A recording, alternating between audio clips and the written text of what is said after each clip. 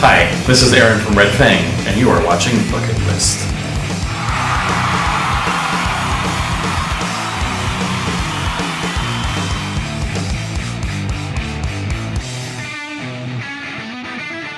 Hey guys, it's Justin Gaynor here for Bucketlist. I'm here with Aaron Beam, bass player and lead singer of the band Red Fang. Aaron, thanks for taking some time. Great fucking set out there, man. That was rad. Thank you. You've been on tour with Opeth and In Flames for the last little bit. How's the tour been going? It's been fantastic. It took a little getting used to playing such a short set. We haven't done that in almost 2 years, and so I just had to get my pacing right. You know, I was like just getting to the point where I was getting ready to just get into the meat of the set by the time we finished, and it was kind of like, that's weird. So then I just started like increasing my energy from the very beginning of the set. So it's been super fun. It's actually really tonight. We've been playing a game throughout most of the tour. Tonight we set a record for the time that it took us from when we played the last note on stage until we put the lock on the trailer, and it was 13 minutes tonight. So that's quite a speed run. It's not bad. Yeah. Well, I've seen you guys play a number of times in the city, and the thing what's really fun about Red Fang shows is that you tend to play with a pretty eclectic lineup. Whether you guys are headlining or you're a support act. It's bands like Mastodon, which is definitely more of a fit, or bands like this where you're playing with sort of Swedish mellow death bands. Yeah. But in those cases, it seems that whatever flavor a metal fan tends to dig what you guys do. What do you think it is about Red Fang's music that seems to appeal to a pretty broad spectrum of music fandom or metal fandom? I guess that we're like just smart enough and just dumb enough to appeal to a broader spectrum of people, and that's sort of like, sounds facetious, but it's also kind of true. I mean, we make a point of not writing overly complicated songs. It's in our nature to write like really mathy kind of crazy time signatures and just like herky-jerky stuff that's kind of hard to play and hard to listen to. And so we actually make a concerted effort to simplify things so that they're a little more straightforward. So because we don't actually necessarily like listening to music that's that angular. Yeah, exactly. Yeah. So I think that maybe part of it is that there's enough smartness in there that like people who are into a band like Opeth, if they're searching for it, they'll find something that's in there that's not quite as stripped down as as some of the more straightforward parts of our songs are. So, for example, like that song "Prehistoric Dog," the last one we play, it's got a really, really, really simple verse part. It's just everyone can bang their head. It's just the B chord over and over again in 4. There's nothing complicated about it. But then it also has like a sort of tricky part in 7 that that's like the main little lick, and then I sing over it, and so it's like you could just be like, it's just a stupid 4/4 like backbeat on one chord, but that there is actually some other other things going on. So that's cool. So there's stuff there if people want to sort of delve into it. There's stuff there, and then for those people that just kind of want to bang their head, they're gonna bang their head. Yeah, I guess that's probably. I don't really know. I've never been on the other side. Right. It's just a guess. That's cool. In terms of speaking of touring, the music industry now and the state of it sort of necessitates that bands are on the road more and more and more and more frequently. And you guys are certainly no stranger to that, and have toured extensively. What is your schedule like on a tour like this in terms of how long it is and how many days on the road are you? On a typical year, how many days are you on the road? I guess on a typical busy-ish year, it's like a normal album cycle year, we're gone close to 6 months out of the year. Wow. So to me, that feels like a lot. I know some bands like Metallica will be gone for 10 months out of the year, or more, whatever. They'll be gone for a year and a half straight.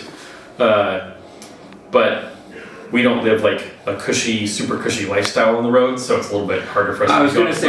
And we can't bring our families out with us or anything, so. I'm assuming Metallica's touring structure in terms of the vehicles they use and the places they stay are probably different than 99% of other bands out there, so it's definitely a bit of a harder slog. Yeah. But you guys did a tour in 2012 where you headlined in Europe for the first time. It was the subject of a documentary with Decibel and Converse. Yeah. From all indications, that was a hard slog. There was 29 shows in 31 days, something like that. And but the response was really incredible. Do you notice a big difference between the crowds over there, whether that tour or supporting tours versus North America? I was just talking to my bandmates about this right after we finished the show tonight, that on all these shows that we just did in the US with Opeth in Flames, I was starting to get to a point where we were getting good crowd response, but then I was very conscious of the fact that there's something that happens at almost all of the European shows now where it's either during Wires or during Throw Up when we play that song, where the the crowd just sort of spontaneously starts chanting. And I was thinking about that like the last 3 shows in the US and then the first show here in Canada, and it happened again. So I feel like there's just this like lack of inhibition in crowds in Canada and in Europe. They're just like, people are just like, I like this music and I'm going to respond to it, instead of like, I'm not sure, does that person like it too? What's that person over there doing? There's a little bit more like trepidation about just letting loose, I guess, in the US. I don't know if that's really exactly what it is, but I mean, I know when I go to a show in the US, I just stand in the back of the room with my arms folded. Right. So, I mean, I'm just describing a difference. I'm not judging, really, but... not to make enemies, but we have that. I think there's a big divide in Canada for that too. Montreal, at least in my experience, tends to be the more lack of inhibition, whereas in Toronto, they more ascribe to the what are people going to think if I move around a little bit. But so it's understandable. Yeah. So you guys are on the road a lot. In terms of, and you're in a van for 5-6 hours a day. Is there a record that gets more play than any other record on the road? What is the one band or artist that gets the most that gets abused on a Red Fang tour? I think it's probably a tie between Yob and Neil Young. New Yob record, awesome, right? I'm really frustrated with myself. I still haven't heard the new Yob record, which I've heard is totally amazing. And Mike is a friend, and he sang on our last record. They're one of my favorite bands ever, and I still just haven't I just don't have. Well, when you have time, I can assure you it's very good. So besides the touring and the shows, something that's sort of signature to Red Fang, the music videos. You guys are really known for doing awesome, hilarious music videos. Is it a collaborative effort? Who comes up with the ideas for those? Most of the videos, the live action ones, are written and directed by our friend Whitey. He started out, I think, just maybe doing snowboard videos or photography, and then started working with Big Brother people who ended up doing all those Jackass movies. Yeah. So he's been doing it for a long time. He's got he'd already done a lot of really cool videos before ours, and the other guys who were in a band before Red Fang that bugged him constantly about doing a video for him. And then finally he came up with an idea that seemed to match with our band, and so he brought it to us, and then we just kept rolling with it. I think it helped him some. It helped us a lot. So it's mainly Whitey. The most recent video, the animated video, for Crows and Swine. Yeah, we got treatment from Adam Avia, the guy who directed it or whatever, he created the whole thing. Right. And we had a couple little suggestions, but for what our powers would be. But aside from that, it was all him. So generally we just are okay, sounds good, because we trust the directors, So the one that was actually our idea, that was completely almost all of the creative part of it can be blamed on us, was the video of us eating all of the food in the pizza. So that one's our fault.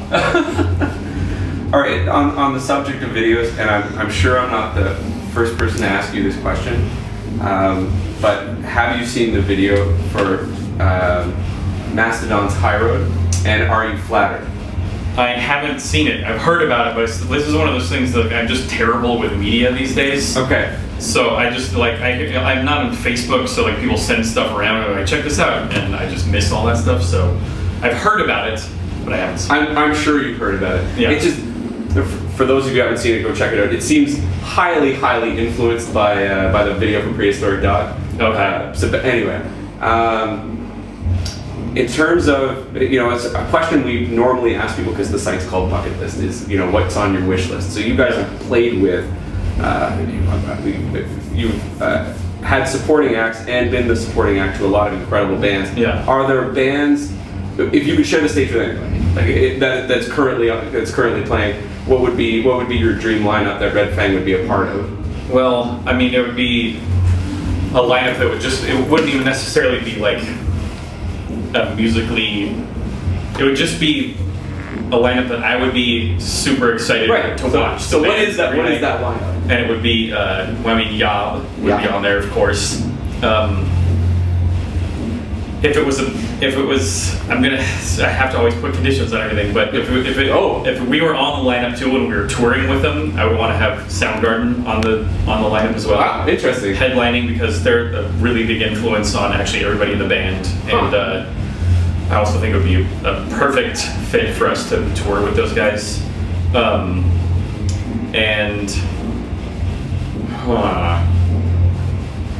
I feel like there has to be a third. How many bands can they put on this? We're in the realm of fantasy here. You could go. This could be the Okay, well, Aaron Beam's personal work tour. Right. Well, then I'm also going to put South of Heaven Slayer on there. Oh, brilliant. So everything up to and including South of Heaven. Oh my gosh, Fantasy World is going crazy. I would put. I would want to actually be able to put bands on there, maybe sometimes even just to play one song. Yes, no, absolutely. No, I totally understand. I would put Ty Segall on there. Okay. And I would probably put Chelsea Wolfe on because she would mix things up a little bit. And I have to admit, I don't like her records, but I've seen her live and she's amazing. She's great live. Okay. And then I'd probably put something weird on there, like Danielson Family or something from back in the day, something to just like freak people out a little bit. So I don't know. There's probably like 1,000 other bands that I could come up with. That's been here all day. That's cool, and I think it's apropos that your lineup is eclectic because it's similar to the shows that we see you guys play. So that's pretty neat. And I guess the last one that I would put on, if it's okay, is I'm going to also put on Christina Aguilera. Just cause? No, because I like her. She's a really good singer, and I've never seen her, and I'm not a stranger to pop music, and I actually. She actually has a voice, so that's exactly. That's pretty cool. A silly question to end for those of us who are in bands and you spend any time in a car. There typically is one band member who is the perpetrator of making the van a terrible and inhospitable place to live. Right. Is there one member of Red Fang that is guilty of that, or is it a collaborative effort where tour farts? It's changed over the years. Okay. So in the beginning, it was pretty collaborative in the beginning, weighted towards David. Okay. With Brian coming in sometimes with some pretty strong entries. But in recent times, I am completely responsible for everything. I don't know I changed my diet, so I guess I'm gonna blame it on that, but I'm just the worst. I can admit it, but that's it. That's big of you. That's good. Now, you guys have, the first full-length record came out in 2008, 2009? 2009. 2009. But you guys I'm assuming you guys have known each other for quite some time. I mean, I met David sometime in probably the mid to late 90s, like whenever he first moved to Portland. I moved to Portland in 91, and I think he moved there the first time in like 96 or something, and then I think Brian and John moved there like around 2000 or so. So I've basically known all of them since they first moved to Portland. And then they all played in bands before with each other. David and John played in bands in North Carolina before they moved up here. So yeah, we've all known each other for longer than a lot of 10-year-olds have been alive. Well, and that's the thing. I mean, you guys tour extensively, and none of us are 16 anymore. Right. What's different from when you're, I'm assuming you toured with bands when you were younger. No. Okay. I didn't. Everybody else did. I didn't. My first tour was. I didn't go on my first tour till I was 30, and then I didn't actually tour again until Red Fang. So Red Fang. Yeah, Okay. so I guess my second tour was with Red Fang when I was probably like 30. How long have we been a band? 30. I guess I was 34, 35, something like that. 33, somewhere in there. So Okay. I didn't start touring until pretty late. Okay. But anyway, yeah, I can still answer your question because those other guys have been touring. Have been touring for a while. Yeah. So my question would be, after a while, touring, you can't do it like we could party when we were 16 or 18. Right. Is there a particular regime? Like, how do you guys stay? Is there a particular way that you guys stay healthy on the road, or